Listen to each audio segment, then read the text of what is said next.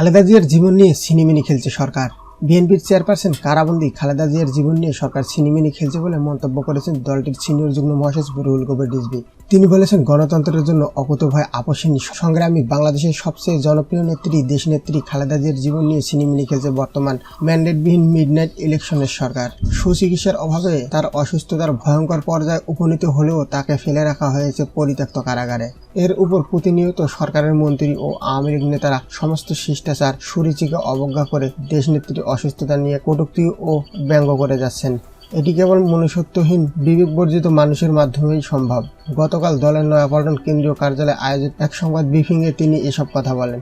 রিজভী বলেন, আমাদের দলের সিনিয়র নেতারা মঙ্গলবার স্বরাষ্ট্রমন্ত্রীর সঙ্গে সাক্ষাৎ করে দেশনেত্রীর পছন্দমতো বিশেষায়িত হাসপাতালে সুচিকিৎসার জন্য দ্রুত ভর্তি করার আহ্বান জানিয়েছেন। অন্তত পরিতাপ নিয়ে বলছি, স্বরাষ্ট্রমন্ত্রী আসাদুজ্জামান খান কামাল জানিয়েছিলেন, কারাবন্দী খালেদা জিয়াকে শীঘ্রই বিএসএমইউ হাসপাতালে ভর্তি করে সুচিকিৎসা করা হবে।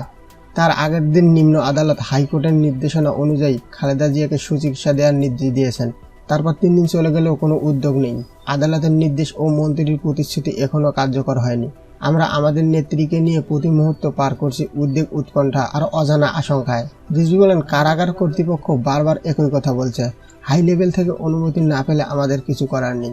এই হাই লেভেলটা আমরা জানি, দেশের জনগণও ভালো করে জানেন। রিজভী অভিযোগ করে বলেন, এখানে জিজ্ঞাসার শেষ নয়। গত 1 মাস ধরে দেশনেত্রীর সঙ্গে তার আত্মীয় স্বজন ও পরিবারের সদস্যদের দেখা সাক্ষাৎ বন্ধ করে দিয়েছে সরকার। সর্বশেষ গত 10 ফেব্রুয়ারি খালেদা জিয়ার সঙ্গে তার পরিবারের সদস্যদের সাক্ষাৎ করতে দেওয়া হয়। এরপর গত 24 ফেব্রুয়ারি এবং গত 23 মার্চ দুবার তার আত্মীয় স্বজন এবং পরিবারের সদস্যরা সাক্ষাতের জন্য আবেদন করলেও অনুমতি দেওয়া হয়নি। আমাদের দলের মহাসচিব সহ সিনিয়র নেতারা গত 2 মাসে বহু চেষ্টা করেও সাক্ষাতের অনুমতি পাচ্ছে না। রিজভী বলেন, খালেদা জিয়ার অকল্পনীয় জনপ্রিয়তায় ঈর্ষান্বিত হয়ে বর্তমান প্রধানমন্ত্রী শেখ হাসিনা তাকে সাজানো মিথ্যা মামলায় কারাগারে রেখে বর্বর কায়দায় 1 বছর ধরে শারীরিক ও মানসিক নির্যাতন করে যাচ্ছেন। দেশনেত্রীর প্রতি এই প্রতিহিংসা ও হিংস্রতার প্রধান কারণ জনগণ জানে। আমাদের প্রাণপ্রিয় নেত্রী 3 বার নয় 4 বার প্রধানমন্ত্রী ছিলেন। 1991 সালের 27 ফেব্রুয়ারি অনুষ্ঠিত জাতীয় সংসদ নির্বাচনে বিএনপি এক সংখ্যাগরিষ্ঠ দল হিসেবে নির্বাচিত হয়। 1991 সালের 20 ফেব্রুয়ারি খালেদা জিয়া দেশের প্রথম নারী যিনি প্রধানমন্ত্রী হিসেবে শপথ নেন। বিরোধী দলের দাবি এবং প্রধানমন্ত্রী খালেদা জিয়ার উদ্যোগে রাষ্ট্রপতি শাসিত থেকে সংসদীয় সরকার ব্যবস্থায় উত্তরণের লক্ষ্যে 1991 সালের 6 আগস্ট জাতীয় সংসদে সংবিধানের ঐতিহাসিক দ্বাদশ সংশোধনী বিল সর্বসম্মতভাবে পাশ হয়। সংসদীয় সরকার ব্যবস্থার অধীনে খালেদা জিয়া 19 সেপ্টেম্বর প্রধানমন্ত্রী হিসেবে দ্বিতীয়বারের মতো শপথ নেন। রিজভী বলেন, দেশনেত্রীর জনপ্রিয়তা আকাশ ছোঁয়া।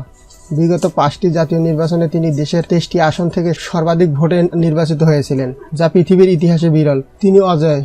দেশের জনগণ তাদের একান্ত আপনজনকে পরাজিত হতে দেননি। তিনি দেশের যে প্রান্ত থেকে নির্বাচনে দাঁড়িয়েছিলেন সেখানেই জনগণের ভালোবাসার জোয়ার উঠেছে।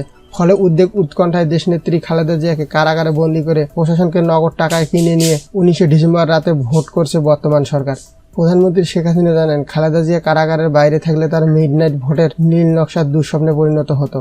তিনি বলেন, আমরা প্রধানমন্ত্রীর প্রতি আহ্বান জানাবো, আপনার মনের মতো নির্বাচন তো শেষ, এবার দেশনেত্রীকে মুক্তি দেন। তার বয়স এবং গুরুতর অসুস্থতার কথা বিবেচনা করে তাকে কারামুক্ত করুন, কারণ বন্দিশালার চাবি আপনার হাতেই। তাকে সুচিকিৎসার জন্য বিশেষায়িত হাসপাতালে ভর্তি করার সুযোগ দিন।